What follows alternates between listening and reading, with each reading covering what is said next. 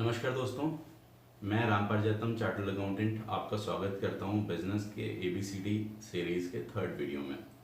अभी तक हम लोगों ने इससे पहले दो वीडियोस प्लान आउट किए, जिसमें सबसे पहले वीडियो में हम लोगों ने ये देखा था कि अपने पास बिजनेस वैरायटीज़ कितनी होती हैं। वहाँ हम लोगों ने पाया partnership form, proprietorship form, LLP, company, associations, तो मल्टीपल वैरायटीज़, राइट। फिर उसके बाद में हमने प्रोप्राइटरशिप फर्म को उठाया और प्रोप्राइटरशिप फर्म कैसे फंक्शन करती है हमने इसके बारे में समझा। आज इस वीडियो में हम समझने वाले हैं पार्टनरशिप फर्म के बारे में।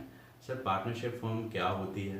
पार्टनरशिप फर्म बेसिकली एक तरीके का अग्रीमेंट होती है दो लोगों के बीच में मिनिमम। तो इसका मतलब ये कि पार्टनरशिप फर्म बनाने के लिए आपके पास मिनिमम कितने लोग होने चाहिए? 2 लोग। अब मैक्सिमम कितने लोग हो सकते हैं? सर, मैक्सिमम कितने लोग हो सकते हैं? तो पुराना एक लॉ है 1956 एक्ट का, उसके मुताबिक क्या था कि आपकी पार्टनरशिप फर्म में मैक्सिमम 20 या 10 लोग हो सकते हैं। कब 20 और कब 10? जब आपकी फर्म बैंकिंग बिजनेस करेगी तो जो है कि 10, और जब आपकी फर्म नॉन बैंकिंग बिजनेस करेगी तो 20। लेकिन अभी ये सब खत्म हो गया। अभी क्या है कि सर, कंपनीज एक्ट 1956 खत्म, उसके बाद में कंपनीज एक्ट 2013 नोटिफाई हुआ। 2013 वाले एक्ट में सेक्शन नंबर 464 उसमें बताया गया है कि इस चीज़ को नोटिफाई करने की पावर सेंट्रल गवर्नमेंट के पास में है, लेकिन ये नोटिफिकेशन 100 से ज़्यादा मेंबर्स की नहीं कर सकते। ठीक है, तो आपकी पार्टनरशिप फर्म में एज पर 464 subject to notification by central government 100 से ज़्यादा पार्टनर्स नहीं हो सकते। तो सेंट्रल गवर्नमेंट ने कंपनीज मिसलेनियस रूल्स रूल 10 के मुताबिक बताया कि साहब 50 मेंबर। तो इसका मतलब क्या हुआ कि आज की डेट पे अगर आपकी पार्टनरशिप फर्म में 50 से अधिक मेंबर हैं तो वो इलीगल एसोसिएशन हो जाएगी। और अगर 50 से ऊपर मेंबर्स आ रहे हैं तो आपको क्या करना होगा? आपको अपनी पार्टनरशिप फर्म को कन्वर्ट करवाना होगा। किस में? कंपनी में या LLP में। ठीक है, तो जब हम पार्टनरशिप फर्म कन्वर्ट करवाएंगे तब हम वैलिड पोजीशन पे चलेंगे, अदरवाइज हम इलीगल एसोसिएशन बन जाएंगे। तो हमें यहाँ पे एक चीज़ समझ में आई कि पार्टनरशिप फर्म बनाने के लिए मिनिमम 2 लोग और पार्टनरशिप फर्म में मैक्सिमम जो है कि 50 लोग। अच्छा, इस पार्टनरशिप फर्म में क्या सिर्फ हम आप इंडिविजुअल्स ही हो सकते हैं? नहीं सर, आप पार्टनरशिप फर्म 2 कंपनीज के बीच में भी कर सकते हैं, एक कंपनी एक इंडिविजुअल के बीच में, 2 पार्टनरशिप फर्म के बीच में, 2 HUFs के बीच में। मतलब it can be between any kind of person. Any kind of person मतलब individual, partnership, proprietorship, company, LLP, किसी के बीच में भी पार्टनरशिप हो सकती है। सर, ये पार्टनरशिप 2 तरीके की होती है। अच्छा, हाँ, ये पार्टनरशिप 2 तरीके की होती है। नंबर 1 रजिस्टर्ड पार्टनरशिप फर्म और number 2 unregistered partnership firm. Sir, unregistered भी होती है। सर, सिंपल सी चीज़ है, आप जब अपना एक अग्रीमेंट लिखते हो, एक आपने अपना अग्रीमेंट लिखा, जो हमारा आपका पार्टनरशिप अग्रीमेंट होगा, वो अग्रीमेंट आपको 750 के स्टैम्प पेपर पे लिखना होता है। जब आप वो अग्रीमेंट लिख लेते हो तो हमारी पार्टनरशिप एग्जिस्टेंस में आ जाती है। उस अग्रीमेंट के बिहाफ पे आप पैन कार्ड अप्लाई करवा सकते हो। ठीक है, तो अग्रीमेंट का फॉर्मेट आपको चाहिए होगा, आप मेरे से मांगिएगा, मैं आपको मेल कर दूंगा। अच्छा, पार्टनरशिप का अग्रीमेंट आपने बना लिया और उसको 750 के स्टैम्प पेपर पे प्रिंट करवा लिया।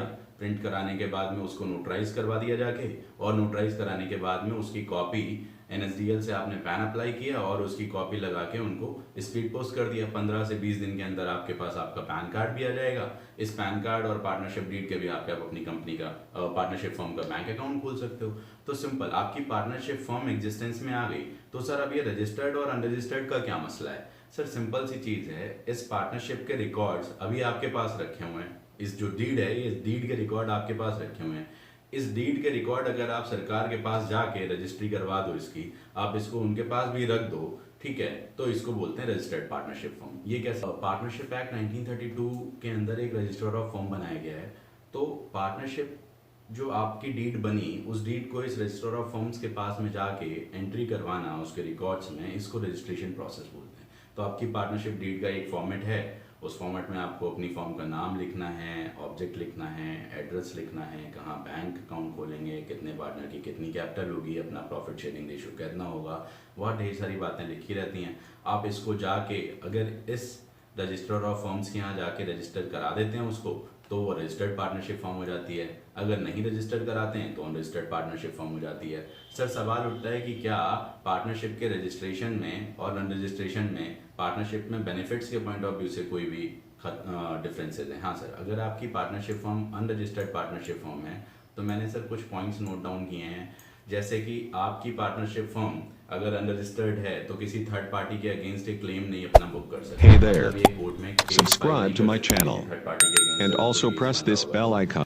आपकी पार्टनरशिप फर्म अपने पार्टनर्स के अगेंस्ट कोई केस नहीं फाइल कर सकती, ठीक है। आपकी पार्टनर्स जो हैं अगर वो अनरजिस्टर्ड फर्म में हैं तो वो अपनी फर्म के अगेंस्ट को जो है कि केस फाइल नहीं कर सकते। आपके पार्टनर्स आपस में इंडिविजुअली एक दूसरे के अगेंस्ट केस नहीं फाइल कर सकते। आपकी फर्म और पार्टनर के बीच में अगर लेट से कोई सेटलमेंट का माजरा है तो आप 100 रुपए से ज़्यादा की अमाउंट को सेटल नहीं कर सकते, आपको 1 to 1 निपटाना पड़ेगा। मान लीजिए कि मुझे आपको 1000 रुपए देने थे और आपको मुझसे 900 रुपए लेने थे, तो मैं कह सकता हूँ कि साहब ऐसा करो, मुझसे आप 100 रुपए ले लो, लेकिन नहीं, चूंकि ये दोनों 100 रुपए से ऊपर के सेटलमेंट्स हैं तो इसलिए मैं आपको 1000 रुपए दूंगा, आप मुझे 900 रुपए दोगे, तभी ये ट्रांजेक्शन कंप्लीट मानी जाएगी। इसके सेटलमेंट का पूरा हिसाब किताब नहीं अलाउड है, ठीक है।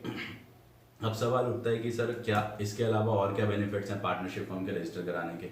तो बड़ी सी एक बहुत मेजर बेनिफिट है, जब आप अपना काम करते हो तो आप काम बंद करने के मुताबिक नहीं करते हो, आपको काम अपना बढ़ाना होता है। तो काम बढ़ाने के पॉइंट ऑफ व्यू से जब आपके फर्म बड़ी होती है, आपके नंबर ऑफ पार्टनर्स ज़्यादा होंगे, तो इन दैट केस आपको अपनी पार्टनरशिप फर्म या और भी किसी रीजन से जब आप अपनी पार्टनरशिप फर्म को कन्वर्ट कराने जाते हो, तो अगर आपकी पार्टनरशिप फर्म रजिस्टर्ड होती है तो आपको कन्वर्जन बड़ा आसान हो जाता है। रदर अनरजिस्टर्ड पार्टनरशिप फर्म का कन्वर्जन बहुत ही मुश्किल होता है, ना के बराबर, ठीक है। तो एक ये है। अच्छा, अब सवाल उठता है कि क्या आपने को पार्टनरशिप फर्म बनानी चाहिए या पार्टनरशिप फर्म के अलावा हमारे पास जो ऑल्टरनेट ऑप्शंस हैं जैसे कंपनी हो गया, तो अपने को कंपनी या एलएलपी बनानी चाहिए।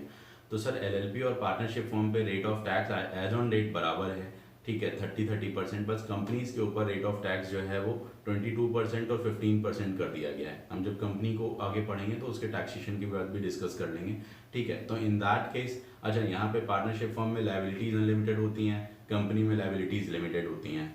तो अगर आप पार्टनरशिप फर्म बनाना चाह रहे हो तो ओवरऑल कंप्लायंस के मामले में देखा जाए तो 7-8 हज़ार रुपए के अलावा जो आपका कंपनी ऑडिट का खर्चा होता है, बाकी जो इधर है वही उधर भी है, क्योंकि यहाँ पे पार्टनरशिप एक्ट में ऑडिट कंपलसरी नहीं बोला गया, बट कंपनीज एक्ट में कंपनी ऑडिट कंपलसरी है ना, तो वहाँ पे वो आपको खर्चा एडिशनल हो जाता है। इसके अलावा साहब आपको अपना आईटीआर फाइल करना है, कंपनी में अगर आप डायरेक्टर या शेयर होल्डर होगे तो आप अपना आईटीआर फाइल करोगे, कंपनी अपना आईटीआर फाइल करती है, पार्टनरशिप फर्म अपना आईटीआर फाइल करेगी।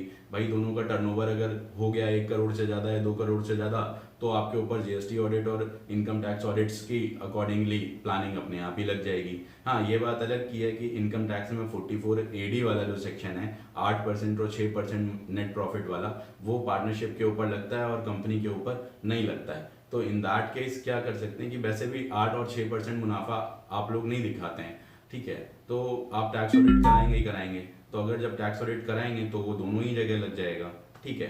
तो इस तरीके से मेरी रिकमेंडेशन ये रहती है कि सर पार्टनरशिप एक्ट की बजाय आप कंपनी की तरफ मूव करेंगे तो आपको ज़्यादा बेनिफिट्स मिलते हैं। सिर्फ एक छोटी सी कंप्लायंस पार्ट जो आपकी आरओसी ऑडिट की कंप्लायंस है वो बढ़ जाती है, उसके अलावा आपका 7-8 हज़ार रुपये से ज़्यादा कोई खर्चा नहीं होता है सर एडिशनल, बाकी सब खर्चे कॉमन है। ओके, तब तक के लिए थैंक यू। नेक्स्ट वीडियोज़ में हम लोग समझेंगे कंपनी के बारे में। धन्यवाद।